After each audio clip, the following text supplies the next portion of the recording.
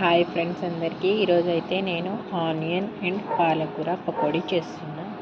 ఇవి కట్ చేసుకుందాం, కట్ చేసి క్లీన్ చేసుకుందాం. ఓకేనా. ఆనియన్స్ అయితే మొత్తం పొట్టు తీసుకున్నా. ఇప్పుడైతే పాలకూర క్లీన్ చేసుకుందాం. వాతావరణం అయితే చల్లగా ఉంది. టైం అయితే 4:30 అవుతుంది. వాతావరణం అయితే చల్లగా ఉంది. మా పాప అయితే ఇంట్లో బజ్జి ఉంది. లేచేసరికి కట్ చేసి ఉంచితే చాలు, తర్వాత కన్నా ఫ్రై చేసుకోవచ్చు. ఓకే, మరి లెట్స్ డూ.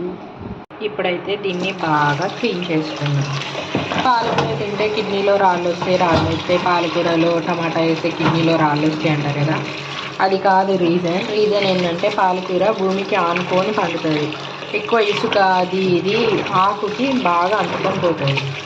అందుకని మనం మంచిగా క్లీన్ చేసుకోకపోలేదనుకో, ఆ చిన్న ఇసుక మొత్తం మనం చేసుకున్న వంటల్లో మంచి క్లీన్ చేసుకొని వేసుకోవాలి. లేకపోతే డైరెక్ట్గా అట్లనే వేసినాం అనుకో, ఆ రాళ్ళు అనేది మనం తినేస్తాం. అలాంటప్పుడు కిడ్నీలో రాళ్ళు వస్తాయి.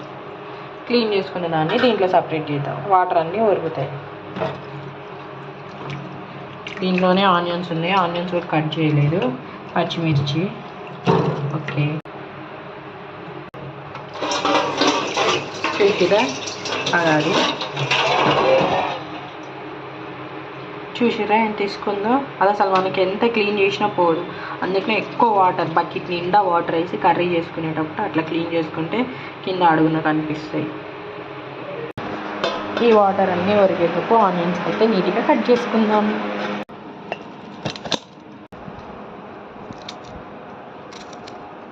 నేనైతే ఒక సజెషన్ ఇస్తాను. పకోడీ చేసుకోవాలనుకునేటోళ్ళు రెడ్ ఆనియన్సే ప్రిఫర్ చేయాలని చెప్తా. ఎందుకంటే రెడ్ ఆనియన్స్లో లేయర్స్ అనేది తిక్కుగా ఉంటాయి కంపేర్ టు వైట్ ఆనియన్స్. ఆ వైట్ ఆనియన్స్లో కూడా లేయర్స్ ఉంటాయి, కానీ అవి కొంచెం తిన్నుగా ఉంటాయని నేను అనుకుంటా, సన్నగా ఉంటాయి. లేయర్లు తిక్కుగా ఉండడం వల్ల మనం కట్ చేసినప్పుడు ఈజీగా సపరేట్ అవుతాయి, ఎక్కువ అవుపిస్తాయి అండ్ తొందరగా ఫ్రై అవుతాయి, కరకరలాడతాయి.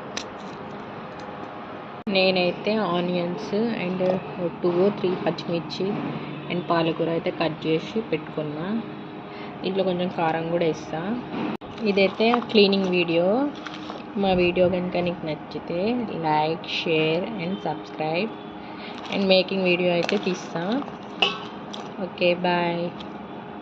ఆనియన్స్, పచ్చిమిర్చి అండ్ పాలకూర అండ్ కరివేపాకు ఇవన్నీ క్లీన్ చేసుకొని పెట్టుకున్నా. Okay, bye.